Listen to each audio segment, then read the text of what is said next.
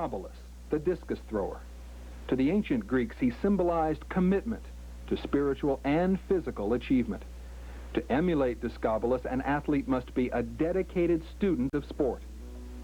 Like Mac Wilkins, Olympic gold medalist, Montreal, 1976, a student and a teacher.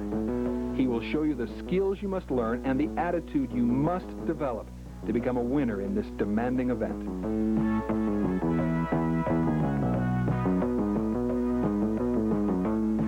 It took me years to fully understand discus technique and human performance, and I'm still learning, even today, because the discus is more than just a physical event. It's a challenge to your mind, to your capacity to work, to your desire to reach beyond yourself. I'm here now to share some of my knowledge with you. I won't expect you to train or throw exactly like I did, but I will show you how you can develop your personal style and reach your full potential. You know, my biggest asset was never speed or technique, but my attitude. Now that's something I can't give you, but I can give you an idea of what it took for me to become a champion, an idea of what you'll need physically and mentally for you to become a champion. Watch me and the other athletes in this program. Try to feel the movements we demonstrate. Imagine yourself in their shoes and mine. Take your time. Run the tape as often as you need until you understand all the principles. Try and learn something new with every workout. If you're ready to really apply yourself and work hard on your mind and body, you'll throw the discus farther than ever, and you'll begin to understand some of the tools that can give you the champion's advantage. A long discus throw looks and feels seamless and easy, one long, smooth, natural movement. But it's really much more than that. It's a complex interaction of movements. I'm going to show you the basic elements of a throw, some drills to perfect certain movements, and finally, a few advanced techniques to help you find that rhythmic hole we call an effortless throw.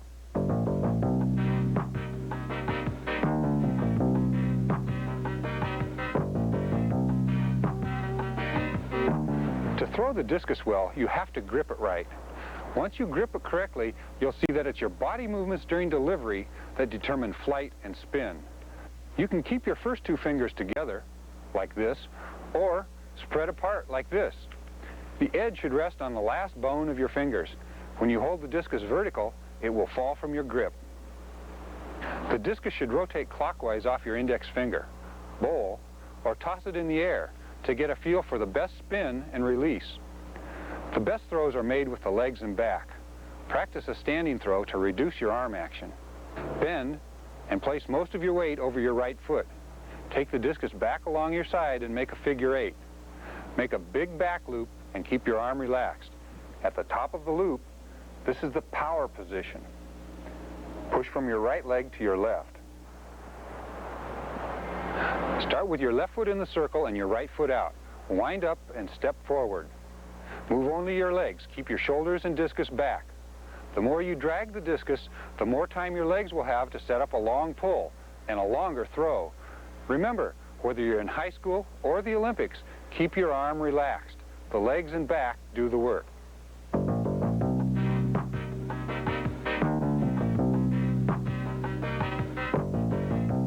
Now we're getting to the foundation of solid discus technique. The wind-up, balance, orbit, and block are the most important points of discus technique. Every thrower has their own unique style, but the successful ones build their style around these 4 fundamentals. Review this section often. Every throw is determined at the back of the circle, so it's really important to get off to a good start with a controlled wind-up. The wind-up is the source of trouble for many young throwers, and usually for one reason: speed. Slow down. At the back of the circle, you need position and control, not speed. Pretend the discus is twice its normal weight and your arm is relaxed, almost weak. Keep your weight and hips between your feet and your right foot flat on the ground. If you're uncomfortable, don't worry, stick with it. A full, easy wind-up sets the tone for the entire throw. Proper balance at the back of the circle maximizes leverage of the right leg and right arm. All the action takes place on the right half of the circle. What do the throwers you just saw have in common? Proper balance. The shoulder is over the left foot before rotation or unseating to the front begins. This position transmits optimal power, flight, and spin to the discus. Every thrower on balance has it. I can't say it enough. You must be on balance. To transmit power to the discus, your arm should be as long a lever as possible, and the discus must travel through the correct path or orbit. My arm is the lever, my left shoulder is the fulcrum. I want to keep the arm in this position 90 degrees from the trunk. If I maintain this angle, the discus must be above my shoulder in the power position. This is also the high point of the orbit. Where your arm is pointing here determines the throw's direction, so be sure your high point is in the direction you want to throw. Now you've created force in the direction of the throw, but you're only halfway there, because you need an opposing force away from the direction of the throw to transfer energy to the discus. You can generate this force with your front leg, with help from your free arm. I like to imagine I'm hitting a brick wall as I release. Different throwers have different ways to block. Develop your own. But you must have an effective block to transfer energy. Remember, if you want to be successful at the discus, there's no way around these points.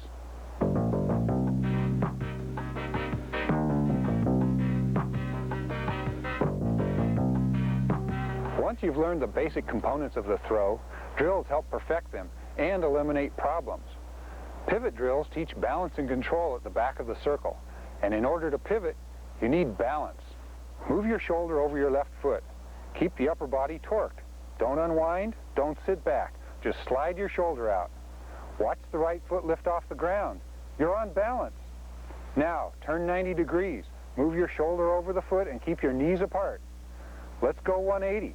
This position gets everything on the right side of the circle.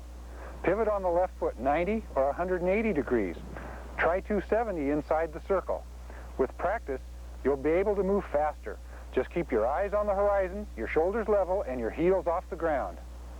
Traffic cones help you gain awareness of the orbit, and their wind resistance keeps your arm back. Hold your arm at a 90-degree angle, step to the power position. The cone is above your shoulder at the high point of the orbit, and in the direction of the throw. Move all the way through. Feel the cone move up and down through the orbit. Have a friend watch to make sure you're in the right groove. Practice balance and orbit together. 2 easy drills can help you develop a good block. Throw a shoe without using your arm. Use your front leg to stop yourself. Learn to throw without a reverse. Keep your front foot on the ground. Be patient and practice. You'll learn to transfer momentum to the discus. Moving through the circle backwards develops body awareness. Try it. Move from start to finish and back again. Work in front of a large mirror to analyze your technique. You'll develop clear pictures of your movements and the sensations that go with them.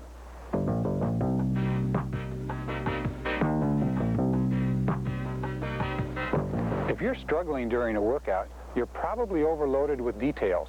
So come inside, sit down, and watch this part of the program again. All these positions are great, but you have to move through them and time them properly to make them work. Let's put the throw back together and take a different kind of look. Think only about the rhythm of your throw. Watch. See yourself move from long to short, from slow to fast. Listen. Close your eyes. Picture yourself throwing. Follow the pace of the sound you hear. Feel the rhythm. Watch. Imagine the throw. Hear it. Feel it. Take it easy. Not too fast. Feel the rhythm.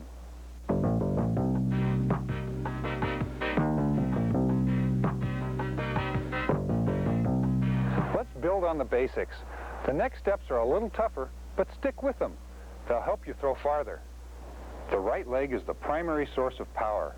Every great thrower uses a long and wide right leg. It's a natural result of being on balance and the most effective way to create power. Lead with the inside of the thigh, not the top.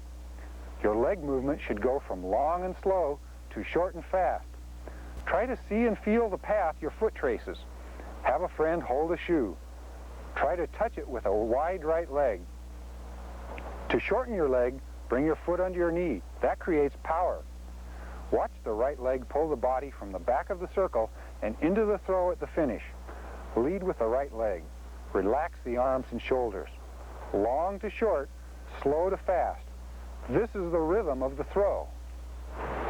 Position is more important than speed. If you rush, you'll lose power. Every good thrower knows this. Bring your left arm and leg around in a vertical plane. Keep them together. The left knee drops close to the ground. The left thigh should be nearly vertical. The left foot and knee rotate to the direction of the throw. The upper body leans only slightly ahead of the hips. The left side should feel heavy, like a counterweight to the wide right leg. It takes leg strength, but the lower you go, the more force you create.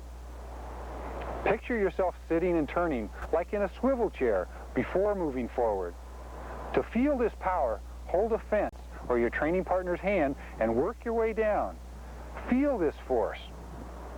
Stay upright, keep the knees apart. Lead with the inside of the thigh. Position generates power. Go slow and feel the power. Now that you have power, you need a good right foot pivot to get into the throw. Remember two things. First, keep the heel off the ground. If it comes down, you'll stop turning and lose power. Second, the foot turns as a result of leg action. If you don't work your right leg, your foot won't turn and you'll lose power.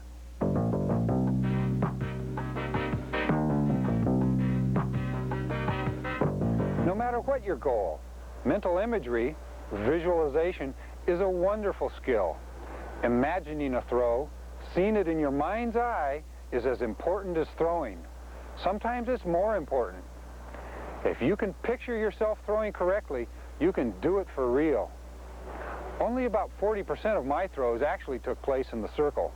The rest were imaginary. The more you can visualize, the better you'll throw.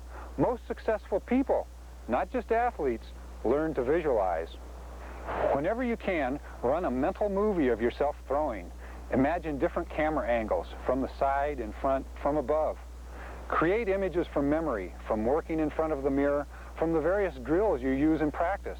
Recall the feelings and sounds and smells. The more accurate and detailed your images, the better you'll perform. Remember, if you can visualize it, you can do it.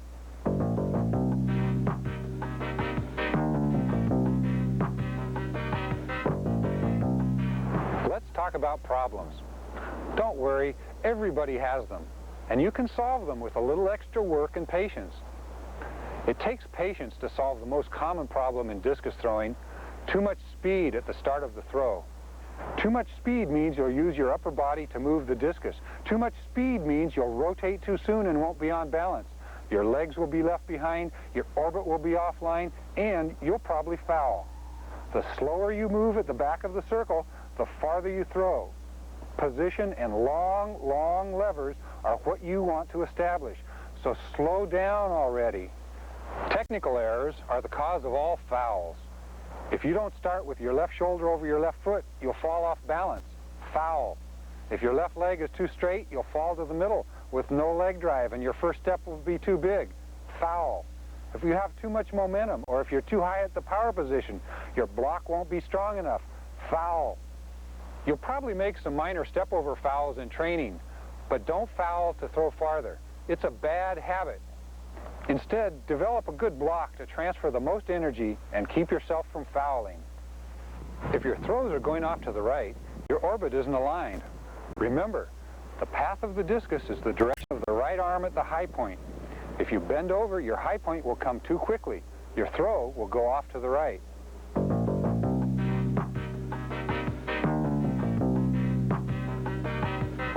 Train under supervision. Hard work causes lots of stress, and you don't want to hurt yourself. By now you know your legs and back are the keys to discus throwing. Your upper body is passive. It's just along for the ride. Work with weights to develop the muscles in your legs and back. Do squats and pulls. Bench presses aren't that important. They only develop nerve pathways that interfere with your throwing motion. Running, jumping, and bounding are also good for the legs. Balanced muscular development can help you avoid injuries and develop maximum strength. If you're right-handed, don't neglect your left side. Make about half your standing throws left-handed. Throw the discus, but throw weighted balls and bars, too. The extra weight slows you down so you can feel the rhythm and technique. It also improves your throwing strength. Train sensibly and within yourself. Strength is worthless without technique.